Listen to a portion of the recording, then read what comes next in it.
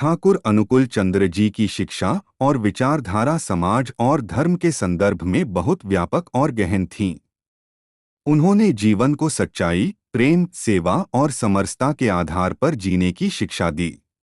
उनकी विचारधारा में भक्ति, कर्म और सेवा का महत्वपूर्ण स्थान था। नीचे उनके शिक्षा और विचारधारा के मुख्य पहलू दिए गए हैं। 1. आध्यात्मिक शिक्षा और भक्ति। ठाकुर अनुकूल चंद्र जी का मानना था कि मानव जीवन का सबसे बड़ा उद्देश्य आत्मा का उत्थान और ईश्वर के साथ एकता प्राप्त करना है। उन्होंने ईश्वर की उपासना और भक्ति को अत्यधिक महत्व दिया, लेकिन यह भक्ति केवल ध्यान और पूजा तक सीमित नहीं थी, बल्कि यह जीवन के हर कार्य में ईश्वर की उपस्थिति और प्रेम को महसूस करने की प्रक्रिया थी। उनका विचार था कि सच्ची भक्ति केवल मंदिरों में पूजा करने से नहीं, बल्कि समाज की सेवा और हर व्यक्ति के प्रति प्रेम से व्यक्त होती है। 2. कर्म का महत्व। ठाकुर जी ने कर्म को धर्म का आधार माना। उनका मानना था कि कोई भी व्यक्ति बिना कर्म किए आत्मज्ञान या आध्यात्मिक उन्नति नहीं प्राप्त कर सकता।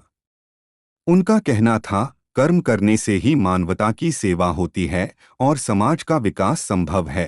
उन्होंने अपने अनुयायियों को यही सिखाया कि हर व्यक्ति अपने कर्तव्यों को ईमानदारी से निभाए, चाहे वह परिवार, समाज या राष्ट्र के लिए हो। 3. समाज सुधार और समानता। ठाकुर अनुकूल चंद्र जी ने समाज में फैले भेदभाव, अज्ञानता और असमानता को समाप्त करने का आह्वान किया। उन्होंने जातिवाद, धर्मभेद और रंगभेद के खिलाफ सख्त विरोध किया और सभी को समान सम्मान देने का विचार प्रस्तुत किया। उनका दृष्टिकोण था कि हर व्यक्ति में दिव्यता होती है और उसे अपने अंदर ईश्वर का रूप देखना चाहिए। 4. सेवा और समर्पण। ठाकुर जी की शिक्षा का एक अन्य महत्वपूर्ण हिस्सा मानवता की सेवा था। उनका मानना था कि सेवा केवल शब्दों से नहीं, बल्कि वास्तविक कार्यों के माध्यम से की जाती है। उन्होंने सिखाया कि आत्मकल्याण का मार्ग दूसरों की सेवा करने में है। यह सेवा न केवल गरीबों और जरूरतमंदों के प्रति होनी चाहिए, बल्कि हर व्यक्ति को अपने कर्तव्यों के प्रति भी उत्तरदायी रहना चाहिए। 5. समरसता और तात्विकता।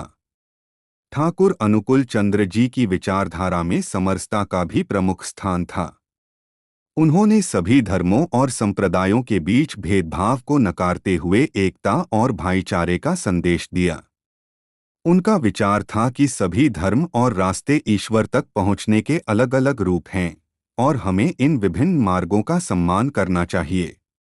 6. स्वास्थ्य और मानसिक शांति। ठाकुर जी ने शारीरिक और मानसिक स्वास्थ्य को भी अत्यधिक महत्व दिया। उनका मानना था कि स्वस्थ शरीर में ही स्वस्थ मन निवास करता है और इसलिए जीवन को संतुलित और आंतरिक शांति से जीना चाहिए। उन्होंने ध्यान, योग और उचित आहार विहार की ओर लोगों को प्रोत्साहित किया। 7. आध्यात्मिक नेतृत्व। ठाकुर अनुकूल चंद्र जी ने अपने अनुयायियों को केवल धार्मिक शिक्षा ही नहीं दी, बल्कि उन्हें जीवन के हर पहलू में जागरूक किया। वे अपने अनुयायियों को आत्मनिर्भरता, नैतिकता और उच्च मानवीय मूल्यों के आधार पर जीवन जीने के लिए प्रेरित करते थे। निष्कर्ष। ठाकुर अनुकूल चंद्र जी की शिक्षा और विचारधारा ने भारतीय समाज को एक नई दिशा दी। उनका दृष्टिकोण सरल और प्रायोगिक था, जो आज भी उनके अनुयायियों द्वारा पालन किया जाता है। उन्होंने हमें यह सिखाया कि आध्यात्मिकता केवल आत्मोन्नति तक सीमित नहीं है, बल्कि यह समाज की सेवा और समृद्धि में भी निहित है।